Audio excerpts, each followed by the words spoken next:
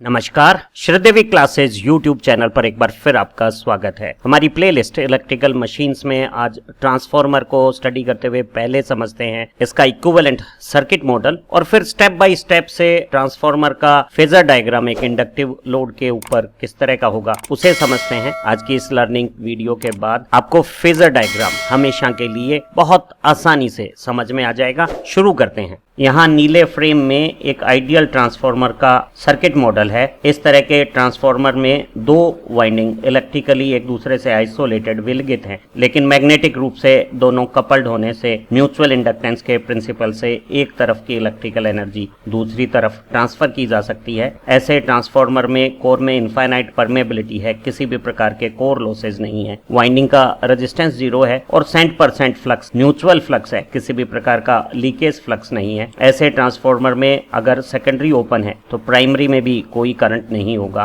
अगर आदर्श ट्रांसफार्मर की सेकेंडरी में कोई करंट फ्लो होता है तो एमएमएफ बैलेंस के अनुसार प्राइमरी तत्काल एक स्वचालित प्रतिक्रिया करती हुई धारा ले लेगी और प्राथमिक में धारा और विभव का गुणा द्वितीयक के धारा और विभव के गुणा के बराबर होगा। यहाँ सिरों पर लगाए गए विभवांतर और प्रेरित विद्युत वाहक बल के मान प्राथमिक में भी और द्वितीयक में भी एक समान है। वहीं एक व्यवहारिक ट्रांसफार्मर में कोर में अधिक लेकिन सीमित पारगम्यता है, प्रतिष्ठंभ है, इसलिए कार्यकारी चुंबकीय फ्लक्स बनाने के लिए एक चुंबकन धारा की आवश्यकता है और चुंबकीय क्षेत्र को बनाए रखने में किसी प्रकार का ऊर्जा व्यय नहीं होता। तो ये जो धारा है वो प्रेरित विद्युत वाहक बल से 90 डिग्री लैगिंग पूर्णतः प्रतिघातीय धारा है, जिसे एक तुल्य परिपथ रूप में आदर्श ट्रांसफार्मर के साथ एक मैग्नेटाइजिंग रिएक्टेंस चुंबकन प्रतिघात लगाकर रिप्रेजेंट किया जाता है। वहीं क्रोड में भंवर धाराओं से और शैथिल्य से जो क्षतियां होती हैं उनके लिए एक सक्रिय धारा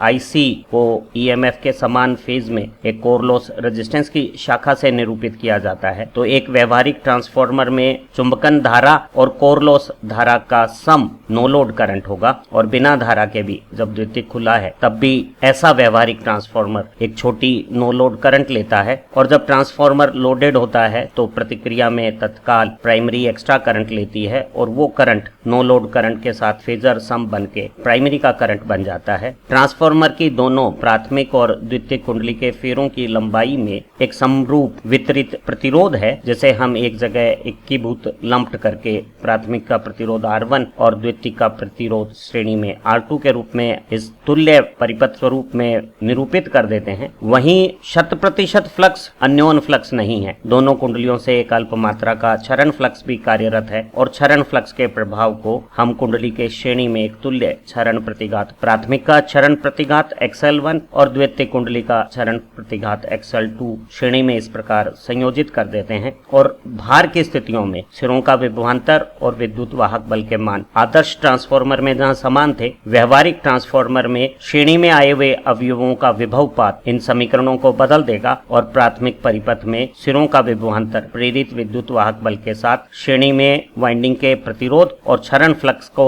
निरूपित करने वाले क्षरण प्रतिघात में विभवपात के जोड़ के बराबर है। इसी तरह से द्वितीयक कुंडली में जो प्रेरित विद्युत वाहक बल है उसमें से अगर हम श्रेणी प्रतिरोध और क्षरण प्रतिघात के विभवपात को घटा देते हैं तो हमें सिरों का विभवांतर V2 प्राप्त हो जाएगा, या सिरों के विभवांतर V2 में श्रेणी प्रतिरोध और प्रतिघात में विभवपात को जोड़कर हम प्रेरित विद्युत वाहक बल का मान ज्ञात कर सकते हैं। जब इनके विभव फेजर डायग्राम हम ड्रॉ करते हैं तो प्रतिरोध की विभवपात को संगत धारा की समान कला में लेते हैं और प्रतिघातीय क्षरण फ्लक्स के प्रभाव वाले अवयव में विभवपात को धारा से 90 डिग्री लीडिंग फेज में दर्शाते हैं। आज हम स्टेप बाय स्टेप प्रोसेस से एक ट्रांसफार्मर अगर लैगिंग लोड पर कार्यरत है तो उसका फेजर डायग्राम कैसे ड्रॉ किया जाता है इसे समझते हैं। सर्वप्रथम एक ऊर्ध्वाधर रेखा खींची जा सकती है, फिर इसमें एक लंब क्षैतिज रेखा पे संदर्भ फेजर कार्यकारी अन्योन फ्लक्स को निरूपित किया जा सकता है। ये फ्लक्स प्राथमिक और द्वितीयक के फेरों से परिवर्तनशील फ्लक्स जुड़ाव बनाता हुआ प्रेरित विद्युत वाहक बल उत्पन्न करेगा। द्वितीयक में प्रेरित विद्युत वाहक बल फ्लक्स से 90 डिग्री पीछे है और प्राथमिक कुंडली में प्रेरित विद्युत वाहक बल का विरोधी स्वरूप व्यक्त करते हुए उसे जब हम उल्टा करते हैं तो वो फ्लक्स से 90 डिग्री लीडिंग रीडिंग दर्शाया जा सकता है। कार्यकारी फ्लक्स को उत्पन्न करने वाली नो लोड की धारा को प्रेरित विद्युत वाहक फेजर से 90 से कुछ कम कोण पे लैग करती हुई दर्शाई जा सकती है और इस धारा का इन फेज कंपोनेंट जो E1 के कला में है वो कार्यकारी या कोरलोस करंट है और नो लोड करंट का EMF से अभिलंब क्वाड्रेचर कंपोनेंट चुंबकन धारा है और एक ट्रांसफार्मर में धारा से फ्लक्स का पीछे रहना, चुंबकन क्षेत्र तीव्रता से चुंबकीय प्रेरण का पीछे रहना शैथिल्य मैग्नेटिक हिस्टैरिसीस को डोमेन के व्यवहार को दर्शा रहा है। जब ट्रांसफार्मर की द्वितीयक कुंडली पर भार प्रतिबाधा लोड इंपीडेंस को लगाया जाता है तो सिरों का विभवांतर भार प्रतिबाधा में एक धारा उत्पन्न कर देगा। इस धारा का मान सिरों के विभव और प्रतिबाधा के अनुपात के बराबर है और प्रतिबाधा की प्रकृति के अनुसार धारा सिरों के विभवांतर के साथ कलांतर कोण बनाएगी। अगर परिपथ में आरएल प्रकार का भार है तो परिपथ की धारा सिरों के विभवांतर से लैग करती हुई यूं दर्शाई जा सकती है। ध्यान रहे हमें द्वितीयक के सिरों पर क्या विभवांतर की फेजर स्थिति है वो अभी ज्ञात नहीं है, तो हम एक काल्पनिक लैगिंग पोजीशन पे I2 धारा को ले लेंगे। जैसे ही द्वितीयक कुंडली में धारा प्रवाह होती है प्राथमिक कुंडली तत्काल एक प्रतिक्रिया से अतिरिक्त धारा I2 डैश इस प्रकार लेगी कि ये secondary current refer to primary प्राथमिक के फेरों में एक ऐसा चुंबकीय वाहक बल बना देगा जो द्वितीयक कुंडली में द्वितीयक धारा के चुंबकीय वाहक बल के प्रभाव को निरस्त कर देगा ताकि क्रोड में फ्लक्स का मान नो लोड की करंट से जो बना है वो ही बना रहे। नई धारा जो प्राथमिक कुंडली ने ली है वो सेकेंडरी धारा के कला में ठीक विपरीत और इस प्रकार फेरा अनुपात के द्वारा निर्धारित होगी। यहाँ ये ट्रांसफार्मर एक स्टेप अप ट्रांसफार्मर है जिसमें सेकेंडरी में फेरे ज्यादा होने से E2 का मान E1 से ज्यादा है। ऐसे ट्रांसफार्मर में I2 डैश का मान I2 से ज्यादा होगा। अब इस अतिरिक्त धारा से जो प्राथमिक कुंडली ने सेकेंडरी धारा के प्रत्युत्तर में प्राप्त की थी जिसे हम secondary current refer to primary कहते हैं वो नो लोड करंट के साथ जुड़कर प्राथमिक कुंडली की फेजर धारा बना देगा तो हमें I1 धारा प्राप्त हो जाएगी। ट्रांसफार्मर की द्वितीयक कुंडली में भार धारा की स्थिति में प्राथमिक कुंडली एक अतिरिक्त धारा secondary current refer to primary लेती है और ये धारा नो लोड धारा के साथ सदिश रूप से जुड़ती हुई प्राथमिक धारा बना लेती है। दोनों प्राथमिक और द्वितीयक कुंडली में कुंडली के प्रतिरोध को एकीभूत करके सीरीज में प्राथमिक कुंडली में R1 और द्वितीयक कुंडली में R2 के रूप में व्यक्त किया जाता है और क्षरण फ्लक्स के प्रभाव को प्राथमिक कुंडली में श्रेणी में लगाए गए क्षरण प्रतिघात XL1 और द्वितीयक कुंडली के क्षरण फ्लक्स के प्रभाव को श्रेणी में लगाए हुए क्षरण प्रतिघात XL2 से रिप्रेजेंट किया जाता है। इस परिपथ स्वरूप में प्राथमिक कुंडली में प्रेरित विद्युत वाहक बल E1 के साथ धारा प्रवाह की स्थितियों में श्रेणी अवयव प्रतिरोध और प्रतिघात में जो विभवपात हो रहे हैं। ध्यान रहे प्रतिरोध में विभव को धारा की कला में लेना है और प्रतिघात में विभवपात धारा से 90 डिग्री आगे की स्थिति में होगा जिसे J नोटेशन से हम इंकित कर सकते हैं। इस विभवपात को जोड़ने पर हमें सिरों का विभवांतर V1 प्राप्त हो जाएगा। इसी तरह से द्वितीयक कुंडली में सिरों के विभवांतर V2 के साथ श्रेणी के प्रतिरोध में विभवपात I2 R2 और क्षरण प्रतिघात में विभवपात I2 JX2 को जोड़कर हम सेकेंडरी में प्रेरित विद्युत वाहक बल E2 का मान ज्ञात कर सकते हैं। यहाँ हमें फेजर चित्र में E1 की स्थिति और द्वितीयक के प्रेरित विद्युत वाहक बल की स्थितियां फ्लक्स को रेफरेंस बनाने पर एक 90 डिग्री पीछे की स्थिति में और एक 90 डिग्री आगे की कला स्थिति में दर्शाई हुई है और V1 और V2 को प्राप्त करने के लिए हमें रेजिस्टेंस की वोल्टेज को धारा की कला में और प्रतिघात की वोल्टेज को धारा से 90 डिग्री आगे की स्थितियों में लेकर सदिश जोड़ करना है। पहले द्वितीयक कुंडली में ये गणना की जाती है और द्वितीयक कुंडली के प्रतिरोध का विभवपात धारा की समान कला में और क्षरण प्रतिघात का विभवपात धारा से 90 डिग्री आगे I2 XL2 यहाँ चित्रानुसार होगा। सेकेंडरी में टर्मिनल वोल्टेज V2 को प्राप्त करने के लिए E2 की जो स्थिति हमें दी हुई है उसमें से क्षरण प्रतिघात का विभवपात और प्रतिरोध के विभवपात को अगर घटा देते हैं तो हमें सेकेंडरी टर्मिनल वोल्टेज की फेजर स्थिति प्राप्त हो सकती है।